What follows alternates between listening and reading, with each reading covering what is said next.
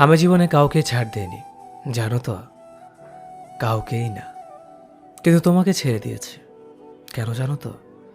কারণ প্রচণ্ড ভালোবাসার পর আমি একটা সময় বুঝতে পেরেছি আমি যে মানুষটাকে খুঁজেছি সেটা তুমি না। দিনের পর দিন যখন তুমি সুন্দর করে গুছিয়ে খুব সাবলীনভাবে মিথ্যে কথাগুলো বলে যাচ্ছিলে, সত্যি মনে করে বিশ্বাস করে আমার এই মনটি আস্তে আস্তে করে ভেঙে যাচ্ছিল। খুব অসহায়ত্ব নিয়ে যখন তোমার কাছে আসতাম, তখন তুমি আমাকে বুঝিয়ে দিয়েছ কাউকে অন্ধভাবে বিশ্বাস করা ঠিক না। আমরা সবাই একটু ভালো থাকার আশায় অন্য কাউকে খুব সহজে বিশ্বাস করে ফেলে। ভালো থাকাটা একান্ত নিজের কাছে, কারো জন্য কেউ ভালো থাকে না, একমাত্র বাবা মা ছাড়া। এটা তোমাকে ভালো না বাসলে হয়তো বুঝতামই না। শেষবার যখন তোমার চোখের দিকে তাকিয়েছিলাম, বিশ্বাস করো, আমার জন্য একটু মায়া, অনুভূতি, ভালোবাসা খুঁজে পাইনি। আমি আস্তে আস্তে বুঝতে শুরু করেছিলাম তুমি আমার জীবন থেকে হারিয়ে যাচ্ছ। আমি আর আটকে রাখিনি তোমাকে, মুক্ত করে দিয়েছিলাম পাখির মতো। তোমার ভালো থাকার জন্য নিজের মনের বিরুদ্ধেই আমি চলে এসেছি দূরে। ভালোবাসা নাকি আলো ছড়ায়, মুগ্ধতা ছড়ায়। আমি সেই ভালোবাসাকে অঝরে দিনের পর দিন কাঁদতে দেখেছি।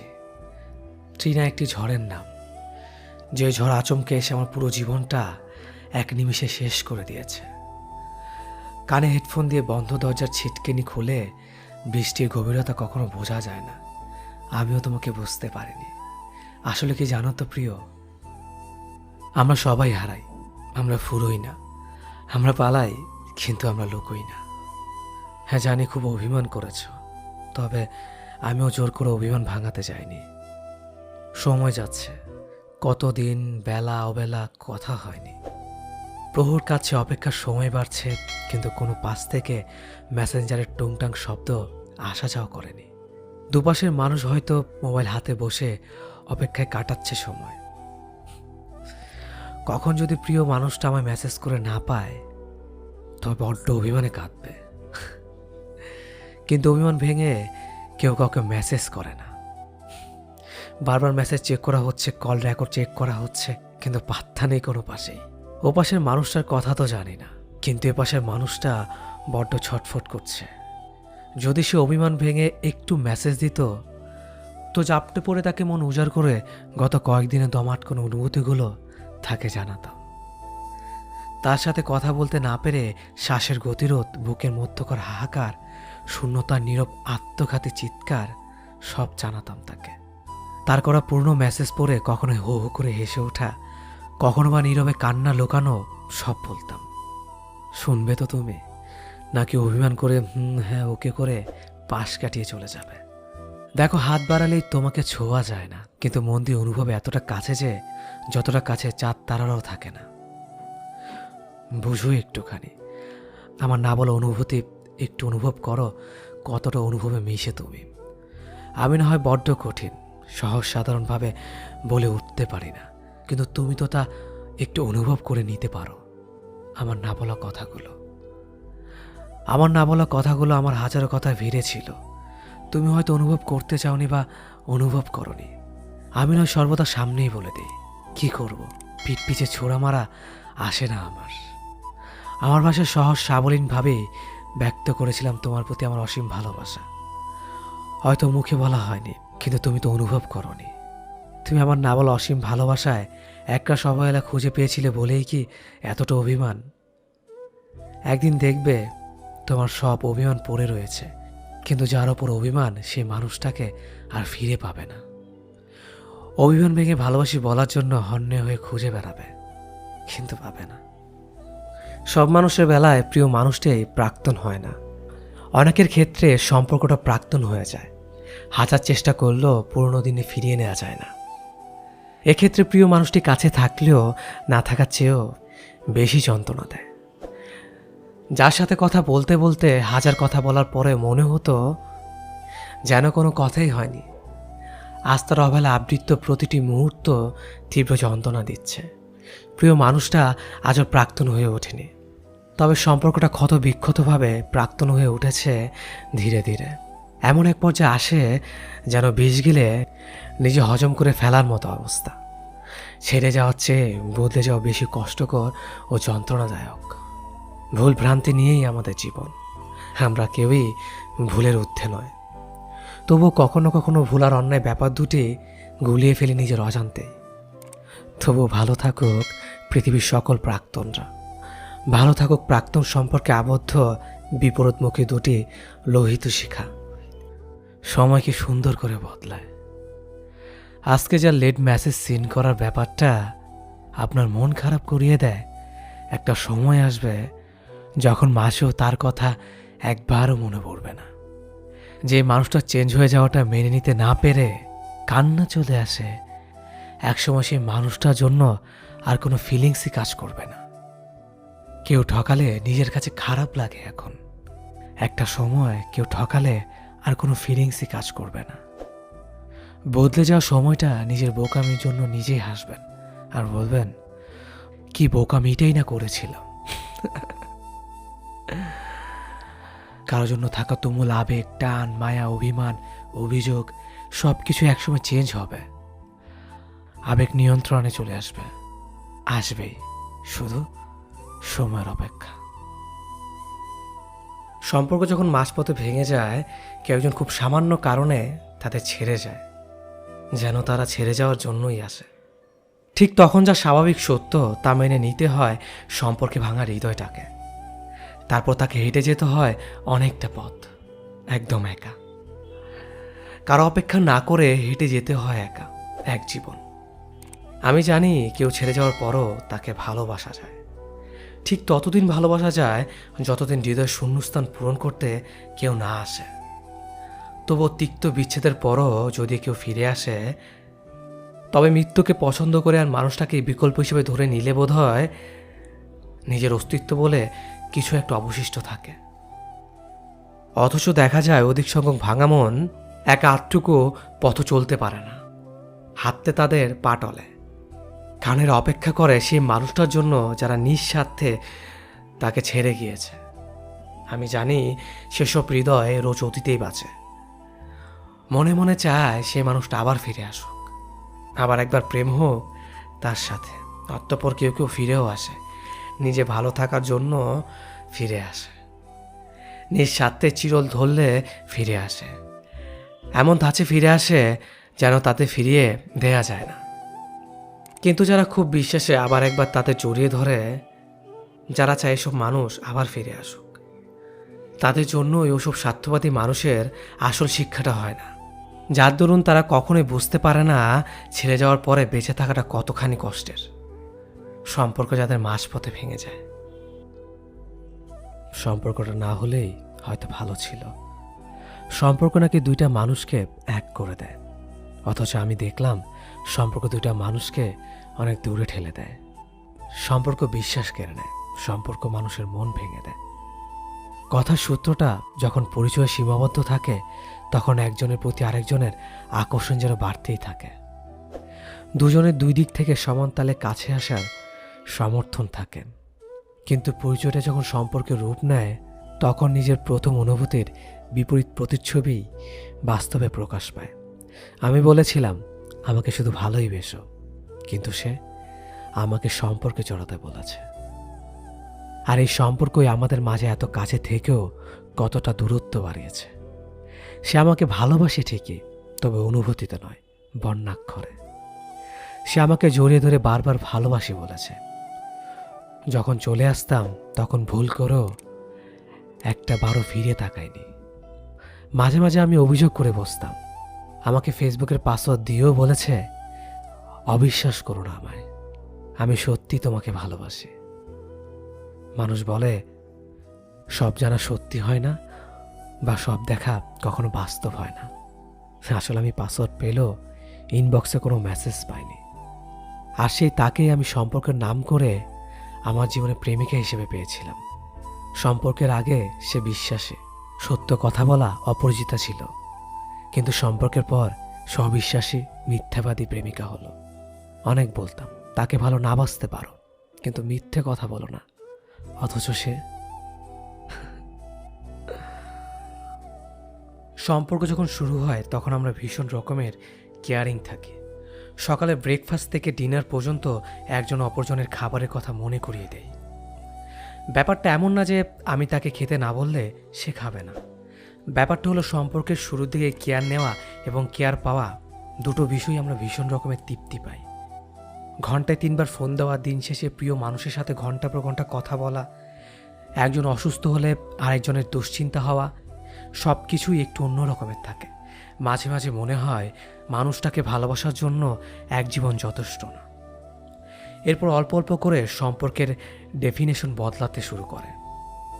কেয়ারিং মানুষগুলো ড্যাম কেয়ার হয়ে যায়, প্রিয় মুখ মুখস্থ হয়ে যায়। রাত জেগে কথা বলা মানুষটা মধ্যরাতে ঘুমাতে শুরু করে।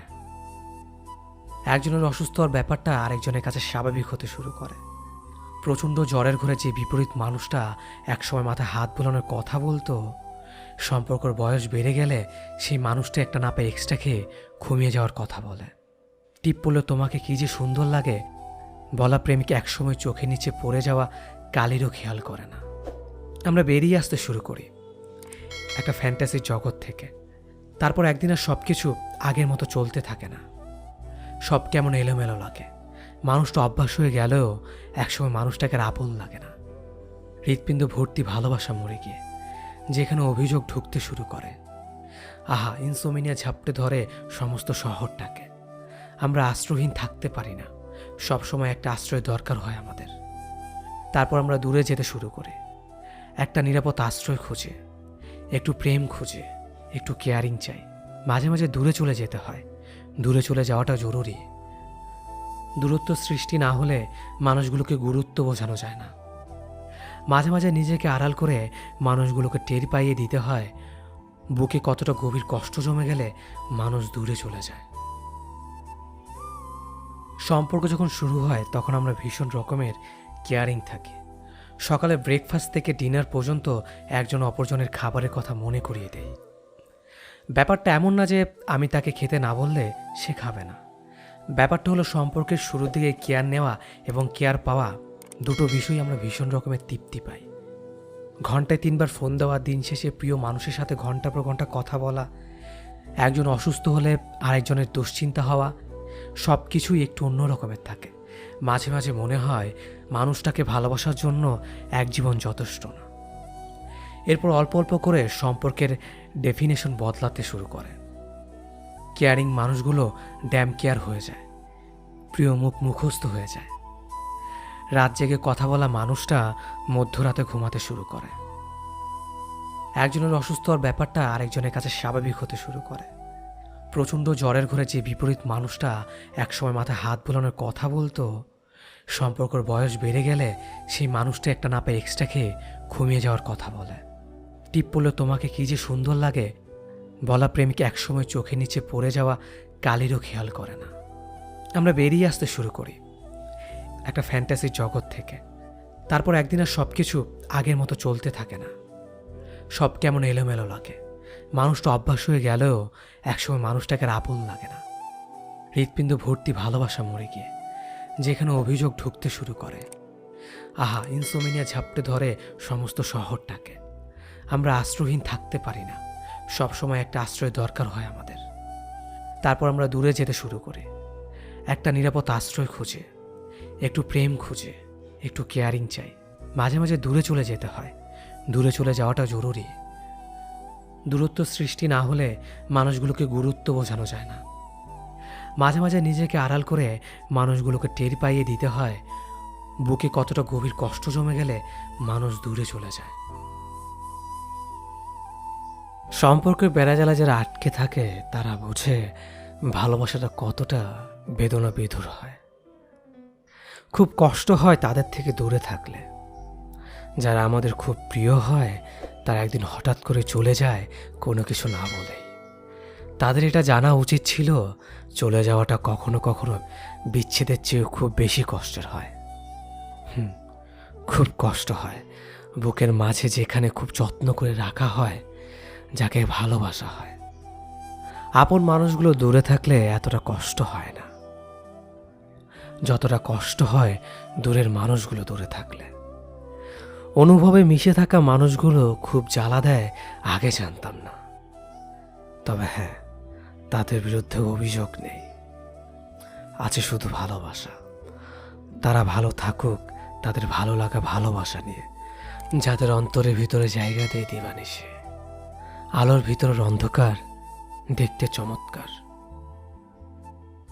সম্পর্কের শেষের দিনটা এসে মহান সেজে অন্তত এই ডায়লগটা দেওয়া বন্ধ করো যে তুমি অনেক ভালো। দেখে নিও, জীবন সঙ্গী হিসেবে আমার চেয়ে অধিক ভালো কাউকে পাবে। তার চেয়ে বরং এই প্রশ্নগুলোর যথাযথ উত্তর দাও। আমি জানি আমি ভালো, তুমি জানো আমি ভালো।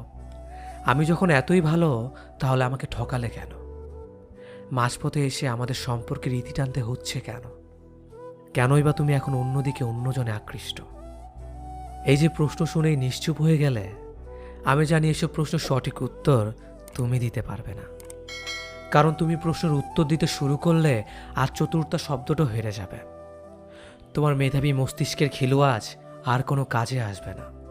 জানো, তোমার মতো অসৎ মানুষের প্রশ্ন শোনার কান আছে ঠিকই, কিন্তু উত্তর দেওয়ার মতো যোগ্য হৃদয়টুকু নেই। শেষবারের মতো আমার চোখের দিকে চোখ মিলিয়ে তাকিয়ে দেখো, তুমি কতটা অযোগ্য আমার। যাকে বলেছিলে ভালোবাসি, তাকে ধরে রাখার ক্ষমতা তোমার নেই। আমি তো তোমার দেওয়া ভালো মানুষ শব্দের উপাধি নিয়ে বাঁচব, আর তুমি জিতেও হেরে যাও এক মানুষ যার নামের সাথে প্রতারক শব্দটা আজীবন মিশে থাকবে। সর্বোচ্চ ভালোবাসার পরেও একটা মানুষ কখন চলে যায় জানেন? একটা মানুষ তখনই চলে যায় যখন সে বুঝতে পারে তার ভালো লাগা জায়গাটা ঠিক আপনি নন, অন্য কেউ। একটা মানুষকে আপনি নিজের সবটুকু দিয়ে ভালোবাসতে পারবেন, সর্বোচ্চ প্রায়োরিটি দিতে পারবেন, তার ছায়া হয়ে পাশে থাকতে পারবেন, কিংবা তার জন্য নিজের সব কিছু বিসর্জনও দিতে পারবেন। কিন্তু দিন শেষে ওই মানুষটার ভালো লাগা কিংবা ভালো থাকার জায়গাটা কোথায় হবে, সেটা আপনি কিংবা আমি নির্ধারণ করে দিতে পারবো না। সে যদি একবার ডিসাইড করে নেয় যে আপনি তার ভালো লাগার জায়গা নন, তবে গল্প ওইখানেই শেষ। এরপর আপনার হাজার ভালোবাসা, হাজার চেষ্টা, হাজার কষ্ট কোনো কিছুতেই তেমন কাজ হবে না। কারণ সব কিছু শেষে মানুষ তার ভালো লাগা জায়গাতেই ছুটে যায়। তাকে আটকানোর সাধ্য আমার কিংবা আপনার নেই। এখানে দোষটা কার? দোষটা এখানে আপনারও নেই, কিংবা ফেলে চলে যাওয়া মানুষটারও নেই। আসলে দোষটা হচ্ছে মনের। মন একবার যাকে চাইতে শুরু করে, তাকে আর চোখের আড়াল হতে দিতে চায় না। এবার সে মরীচিকা হোক, তবুও মন তাকেই চাইবে। কারণ ওই যে আত্মার টান, এই টান ছিঁড়ে তাকে নিজের কাছে নিয়ে আসা এতটাও সহজ ব্যাপার না। পৃথিবীর সব মায়া কাটানো গেলেও অতীতের মায়া কাটানো যায় না। অতীতে একটা বিষের পেয়ালা, মরণ ফাঁদ। তবু মানুষ বারবার ছুটে চলে অতীতের টানে। সাদা চামড়া যদি সৌন্দর্যকে প্রকাশ করে, তবে ধবল রোগী দেখলে এড়িয়ে যাও কেন? কালো রং যদি এতই কুৎসিত হয়, তবে কালো চুলের মায়ায় কেন পড়ো? মুখের দাগগুলো যদি তোমার জন্য লুকাতে হয়, তবে ঠোঁটের নিচে তিলটাকে কেন ভালোবাসো? ওয়েস্টার্ন পোশাকে মেয়ে যদি এতটাই খারাপ লাগে, তবে শাড়ি পরা মেয়ে দেখে মুগ্ধ হও কেন? সাজগোজে যদি ভালো না লাগে, তবে কপালের টিপার চোখের কাজল কেন ভালো লাগে? চঞ্চলতা যদি ভালো লাগে, তবে ভদ্রতা কেন খোঁজ করো? বেসামাল ভালোবাসা যদি চাও, পরিশেষে বেহায়া কেন বলো? সুতরাং নিজের পছন্দে স্থির থাকতে শিখো। সাবধান, কখনো পারিবারিক অজুহাত দেখিয়ে প্রিয় মানুষটাকে দূরে ঠেলে দিও না।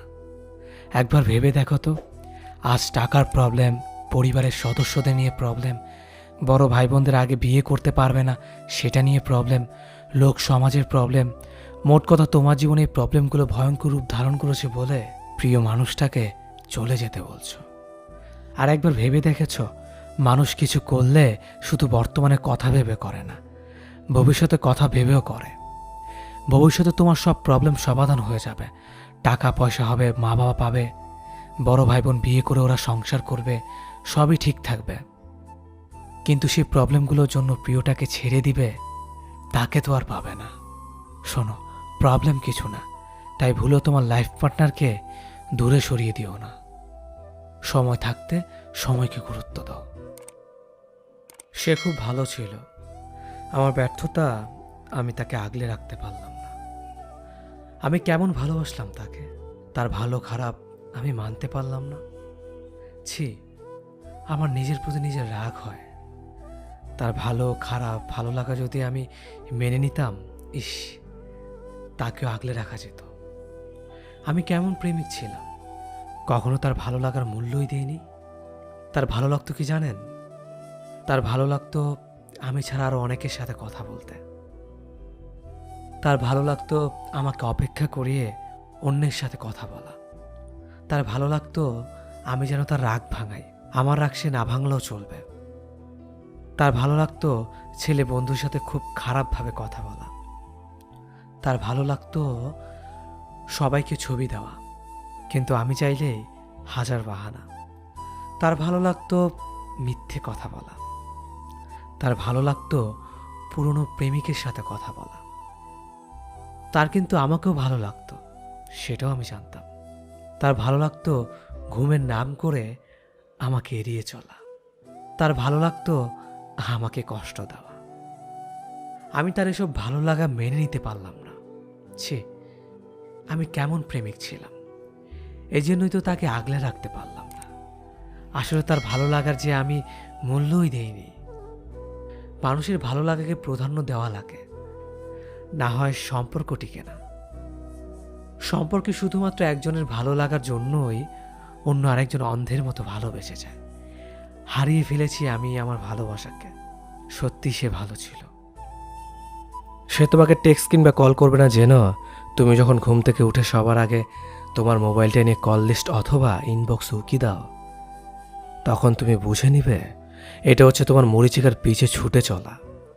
তোমার মোবাইলে কোনো কল কিংবা টেক্সটের নোটিফিকেশনের শব্দে অজানা কোনো এক শান্তির আশায় বুকটা যখন আটকে ওঠে, তখন তুমি বুঝে নিবে এটা হলো তোমার ভালোবাসার মানুষটার জন্য সারা জীবনের অপেক্ষার বহিঃপ্রকাশ।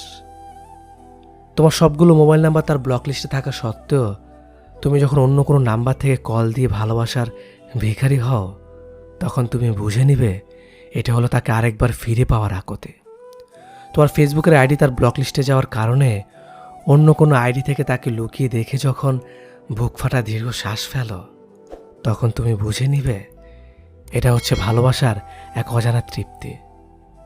সে তোমাকে মনে রাখে না জেনেও যখন রাতের আধারে তার জন্য চোখের জলে বালিশ ভেজাও, তখন তুমি বুঝে নেবে এটা হলো তোমার গভীর ভালোবাসার নিশিত পুরস্কার। ভালো থাকুক পৃথিবীর এই অভাগা মানুষগুলো। যে মানুষটা আপনার ভালো সময় আছে অথচ খারাপ সময় আপনাকে ছেড়ে চলে যায়, সে মানুষটা আপনার জন্য নয়। যে মানুষটা আপনাকে কাঁদতে দেখলেও পাশ কাটিয়ে চলে যায়, বিরক্ত দেখায়, তবে বুঝে নিন সে মানুষটা আপনার জন্য নয়। সম্পর্কে সামান্য মনমালিন্য হলে যে মানুষটা মানসিক চাপ কমাতে আরেকজনের সাথে সম্পর্কে জড়ায়, আবার বেশ কিছুদিন পরে সে মানুষটা আপনার কাছেই চলে আসে, আপনাকে ভালোবাসি বলে, তবে ধরে নিন সে মানুষটা আপনার জন্য নয়। যে মানুষটা সম্পর্ক থেকে বেরোনোর জন্য নিত্য নতুন অজুহাত খোঁজে কিংবা শুধু সামাজিক দায়বদ্ধতার নাম করে আপনার সাথে সম্পর্ক ধরে রাখে, সে মানুষটা আপনার জন্য নয়। ভালোবাসার নামে যে মানুষটা সম্পর্কে সীমালঙ্ঘন করতে চায়, আপনাকে দিয়েও করাতে চায়, সে মানুষটা আপনার জন্য নয়। সেরকম মানুষ আপনার জন্য নয়। যে আপনার অপেক্ষাকে উপেক্ষা করে প্রতিনিয়ত আপনার বিশ্বাস ভাঙে, যে রোজ রোজ ভুল করে আপনার কাছে ক্ষমা চায় আবার সম্পর্কে জড়ায়, যে মানুষটা আপনার তার সরলতাই বলে দেবে সে আপনার। যা কিছু আপনার নয় তাও আপনার জীবনে আসবে, জটিলতা বাড়াবে, সবটুকু আপনাকে বলে বিভ্রান্ত করবে। কেবল আপনারই ধৈর্য ধরে খুঁজে নিতে হবে কোনটা আপনার জন্য আর কোনটা আপনার জন্য না। খুব দেরিতে হলো আপনার মানুষটা একদিন আপনার জীবনে আসবে।